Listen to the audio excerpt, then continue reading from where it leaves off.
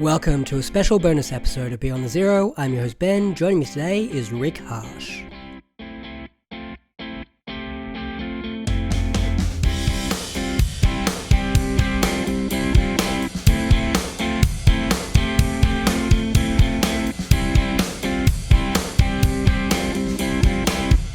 Rick is a writer and publisher. His novel The Manifold Destiny of Eddie Vegas is out now through Zero Gram Press. Welcome back to the show, Rick. Thanks for having me the first time, and thanks for having me back after I shouted my way through that first one. It's really nice speaking with you again. Thank you. You too. Although I hope you talk more. You have a habit of just letting us speak, and I think that's probably smart for most people, but for me, I need someone like Noah who says, "Okay, Rick, shut up." Thanks, I'll do my best. Since last time we spoke, you've got a new government in Slovenia. Has that affected anything?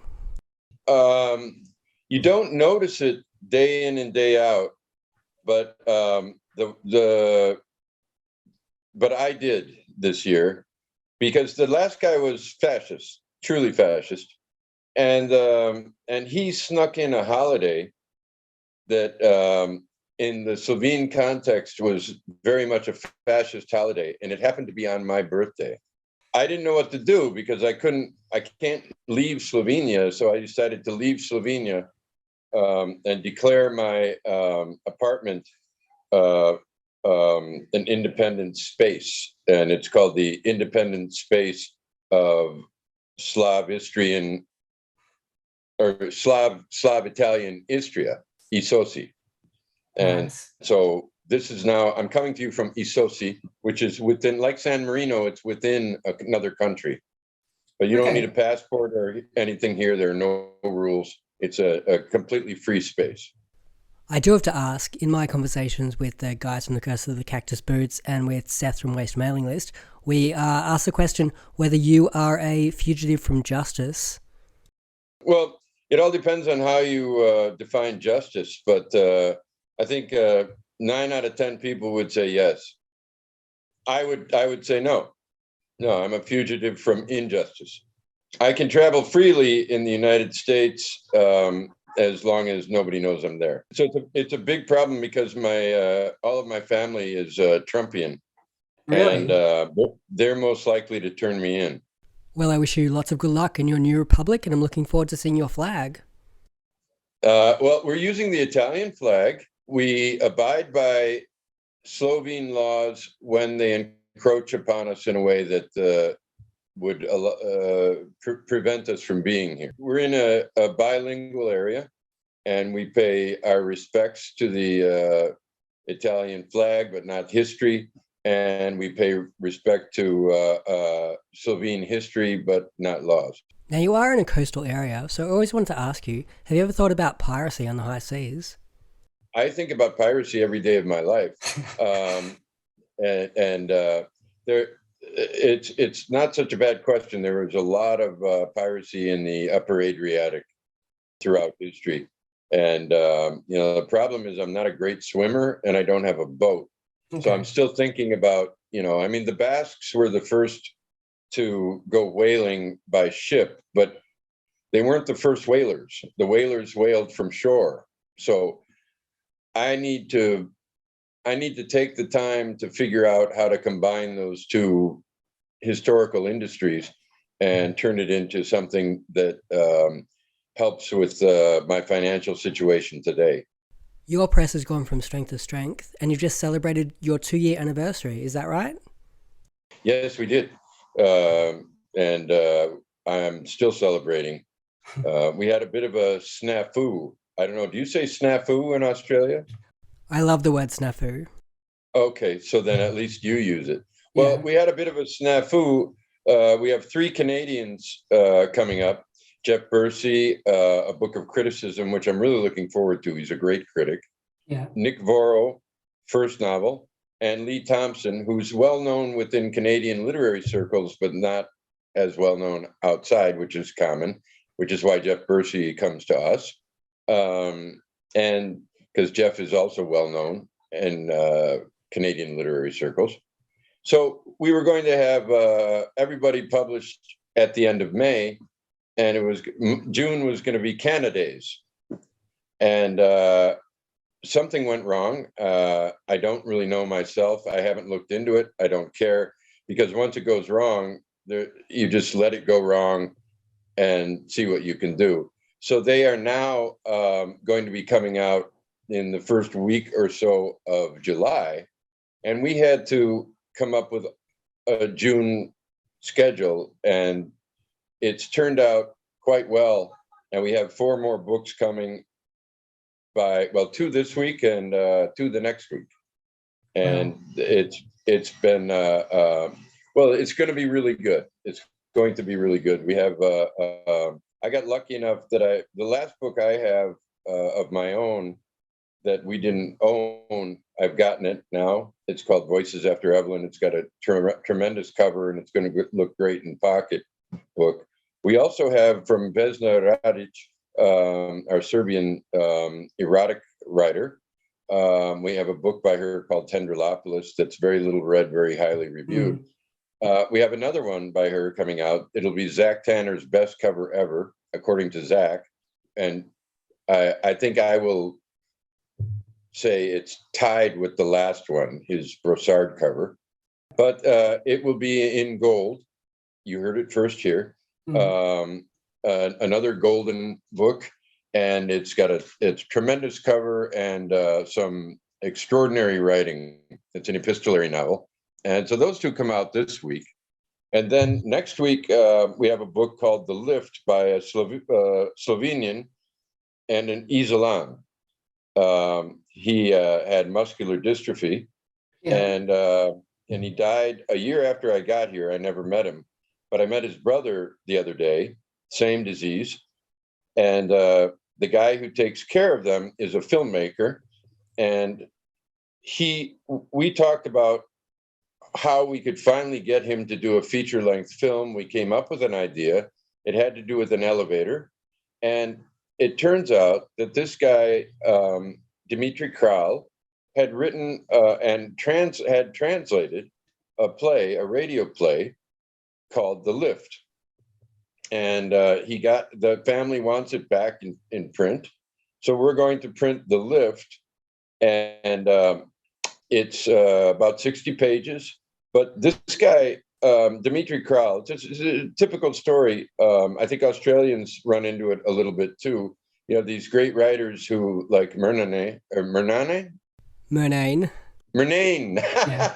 Never would have guessed. Okay, Murnane, who is wonderful and is, a little bit known outside. Well, Dmitry Kral had radio plays performed throughout Europe. As I put it, from Oslo to Sofia, but a lot in Germany, which was big, and he's not well known. And so we're going to print the work. There's a touch of Beckett and a touch of existentialism, I suppose. I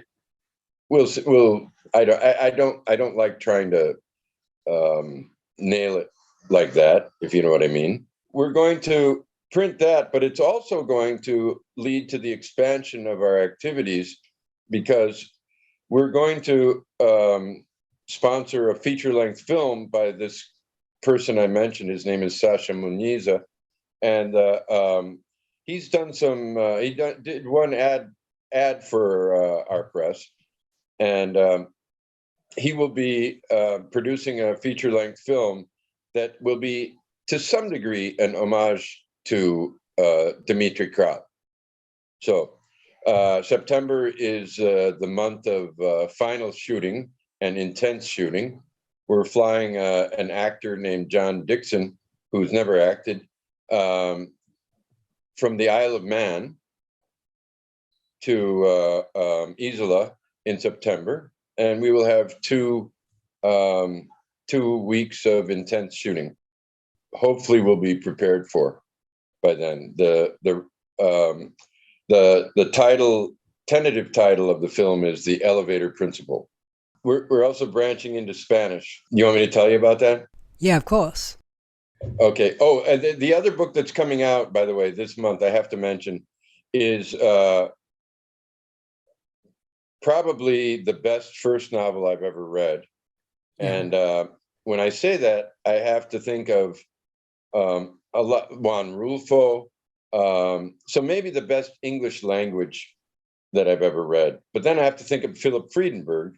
But this guy is a better writer line by line. Friedenberg has a quality that is timely and but more than that, it's his spirit is as important as his writing. And I'm not saying the book is not a really well written book, but the genius of the book in Friedenberg's case comes from his generosity of spirit. And I'm talking about just sheer line by line writing.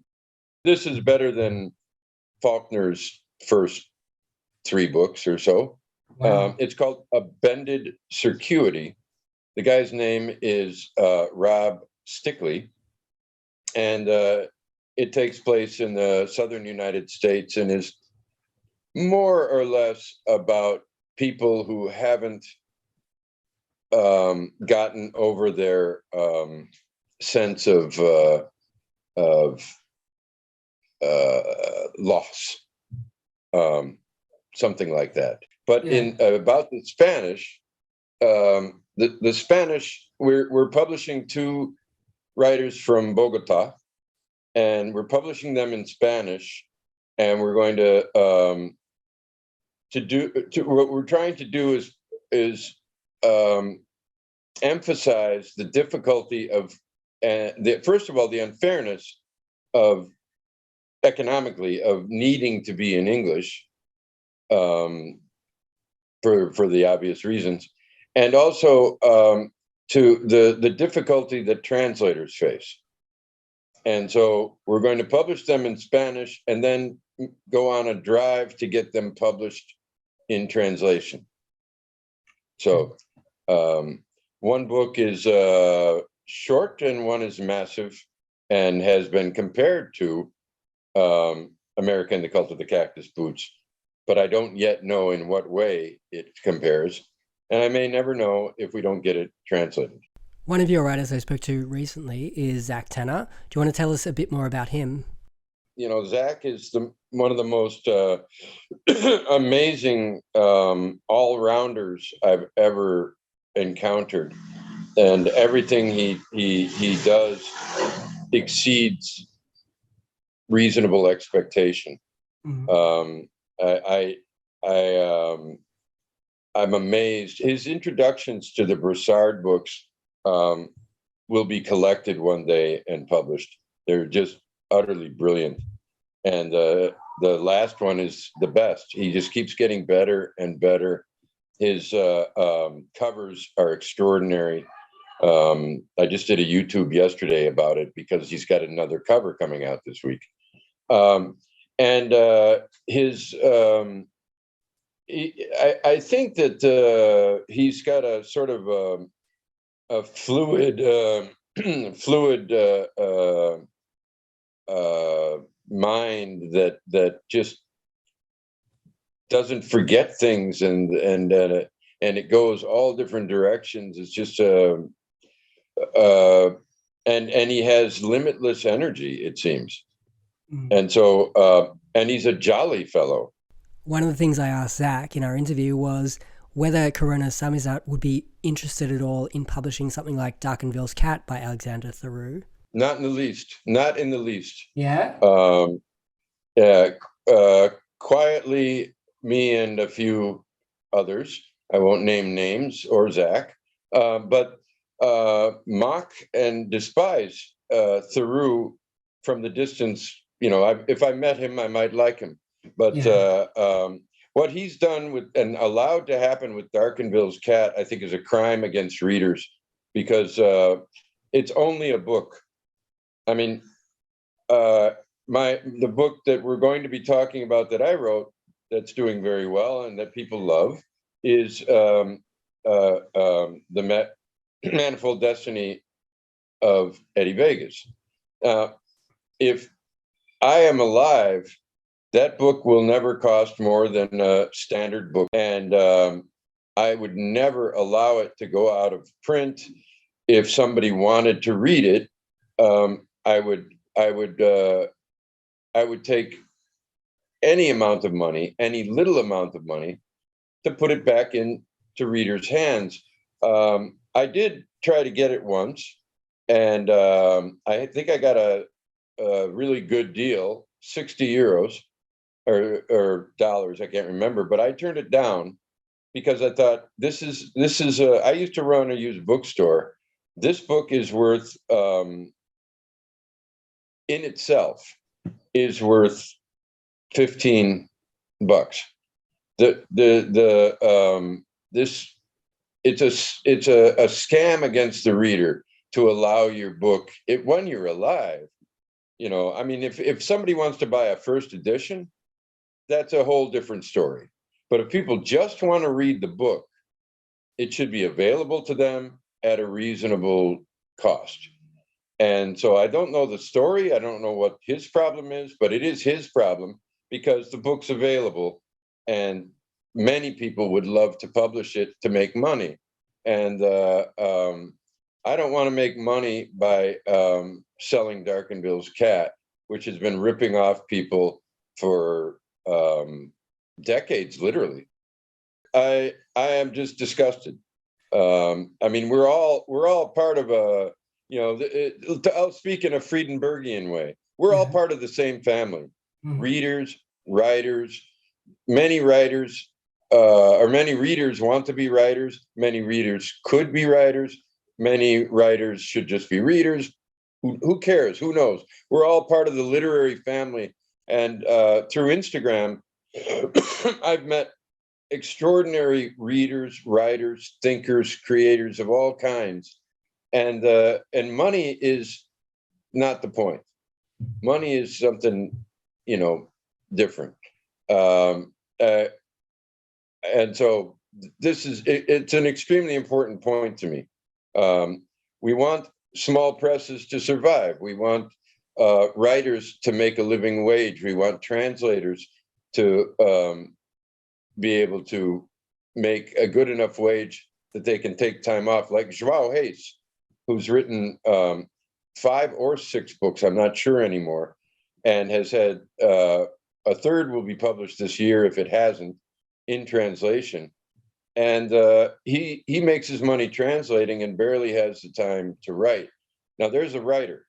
The state should support a guy like that and say, okay, if you'll do us the favor of translating something once in a while, we'll happily, give you 10 months a year to write, and the world would be better for it. The reason we're having a chat tonight is to celebrate the re-release of The Manifold Destiny of Eddie Vegas through Zero Gram Press. What's the process been like working with Jim over at Zero Gram? In this case, it was extremely easy. It was odd, though, because he was looking at other books of mine and came very close to publishing Arjun and the Good Snake. And there was some sort of miscommunication. And I ended up getting paid a certain amount of money for not. They paid me even though they didn't publish it. It made it through like 2 financial hoops. And then in the end, it wasn't published. But the strange thing was he was editing it, and his editing was brilliant. Everything he said, I agreed with. But there came a point when I didn't know if I was responding as well as I wanted to. And I think there was a lot of pressure on everybody at that time. And we just dropped it at some point. And so, but he loved the book. And so he was willing to read anything of mine. He turned down Eddie Vegas. And then 6 months later, contacted me and said, "Is that still available?" And he said that something to the effect that in his lifetime he's read so many thousands of books have stayed in his mind, and that was one of them, and he wanted it. And that, coming from Jim Gower, that was, that made me feel great. And so they bought the book, and it was, there was nothing to do, nothing done. I mean, I had to go through some intense proofreading, and that was it. But there's really nothing to edit there. So, it's easy to work with him. And one day I'd like to work with him when he's intensely editing, because he really nails everything. And I don't edit a lot. When I was with Steerforth Press, I had an editor come up with 2 perfect ideas for one of the 3 books, and otherwise it was hardly touched. So I like working with a good editor, but it just doesn't come up that often. Are you working on anything at the moment you want to tell us about? Yes, I'm writing a book called The Odious Sea, satirical work. It's the Odious Sea, which brings up, of course, the Odyssey, but it's actually about the Herculean labors of living. And so the premise is very simple. There are 12 Herculean labors, like the Cretan bull, okay, is the title of one labor. And as you know, in English, Cretan can be like Cretan with an I. Mm. And so what I do is I make the play on the title.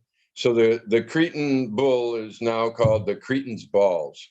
And I have to, within the self-created structure of the novel, I have to come up with the story that justifies such a title. And in each case, the main character narrator has to fulfill the duty that any human would have to. The first chapter is called the Nemean lion, but in Slovene, Germany is Nemšia, and the Nem, it means, dumb or don't understand the language. That's the root of it. So it's about actually a lioness, and so it's called the Nemšian, instead of the Nemean lion, the Nemšian lioness. And the narrator is accused of murdering her baby, and he has to succeed in overcoming that situation. And so it's all that chapter is a mockery of artistic pretension. And the next chapter is the Lernaean Hydra, and that's what I'm on now. It's actually going to be called the Unlearnable Hydra, which is about the Slovene language. So it all takes place here in Isola and surrounds, and it's all coming together well. I'm having a blast with it, because the last book was very exacting. The Periplus of Spur Tank Road was very exacting, and this one I'm very free and really enjoying it when there's time. Sounds great. I look forward to reading it. It'll be fun, if nothing else. You might be disgusted, but that's okay. It's not autobiographical, but what's worth talking about, if you don't mind, the process of selling books as a big publisher. Now, Zero Gram Press is not a New York giant publisher, but they are, I think, the publisher of the West Coast. And what I'm learning from Jim Gower is the difficulty of getting anyone to look at long novels, especially if they're written by the previously pampered like me, the white English speaking and especially US born writer. Um, there's been a lot, I know over the years, there's been a lot of essays written back and forth about this. And, I don't think you can correct smoothly historical injustices. So I take, if there's truth in the fact that I'm more difficult to publish because I'm white and because my books are long, I accept that. Because a lot of people are now getting published who never would have been published 20 years ago, 30 years ago, even 10 years ago, probably in some cases. And so I don't think it's an issue in any real sense. And it never really is when it comes to literature in New York. But the problem is a book like A Bended Circuity. I believe that's National Book Award quality, but nobody will read it. And in Jim's opinion, it's hard to even get reviews. So what's happening is odd people in odd places are starting podcasts, and and they are becoming more and more important for everybody in the book world. Not long ago, I would be asking Jim, every week, did we get a review? Did we get a review? And he's thinking we're lucky if we get any review anywhere in the conventional space. He said it's going to take a while. Word has to get out through social media primarily. And now people who I'm assuming you are humble and you are off to a good start, but I'm assuming that you will not lose your humility, because you'll never be so big that you achieve national, international fame with your podcast. You'll become known amongst a few people, or maybe now a few hundred people, I don't know, or 1,000. I have no idea. But even if 20,000 people know you, you will retain your humility. And so you won't change internally. You will continue to support people like Zach Tanner, me. I've seen lots of names I'd never heard of on your podcast. And so it's the accumulation of people like yourself and some very different, like, let's say, Noah. Noah's a madman, and I love to make fun of him. And he's from Georgia, and I talk like Noah, because he says the same words over and over again, and I like to do that. Noah's a brilliant guy, who, on first glance, you think, man, that guy's got a podcast, but he's so sweet and he's got the brains. So we got two completely different presenters here, you and Noah, and you two are more important than to writers like me than I'm trying to remember some of the standard reviewers that we used to have to get, like for the librarian. Do you know that? Do you know who I'm thinking of? Do you mean Kirkus? Kirkus, there you go. Yeah, thank you very much, Kirkus. Kirkus was really kind to me when my first 3 books came out, and starred reviews. I believe it was Kirkus, and but now Kirkus is not with us anymore. I mean, they still do things, but the average length of a book, I'm told, of a newly published novel is about 270 pages. So who is going to read A Bended Circuity? Who's going to read Eddie Vegas? Well, if you guys won't, nobody will. And so the end of the story is what people like Jim Gower are doing is hoping that over the course of 2 years, we gather enough steam, and maybe you can reprint the book or whatever. And but we're not the days of a truly great book getting a $100,000 advance are over.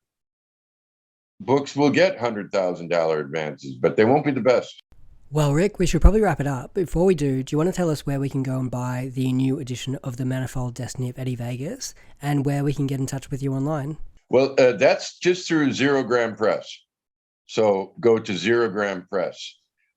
Me, I'm Rick Harsch or Corona Samizdat. I have 2 sites on Instagram, and my email is rick.harsch with a C, HARSCH @gmail.com. Answer my emails.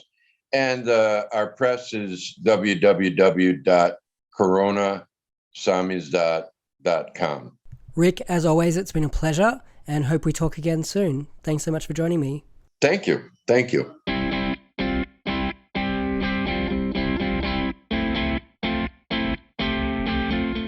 Thanks once again to Rick Harsch. I highly recommend The Manifold Destiny of Eddie Vegas. Go out and read it. Check out the show notes for all the details. You can find us on Twitter and Instagram at BeyondZeroPod, and you can email us at beyondzeropod@gmail.com. We'll be back with your next episode very soon.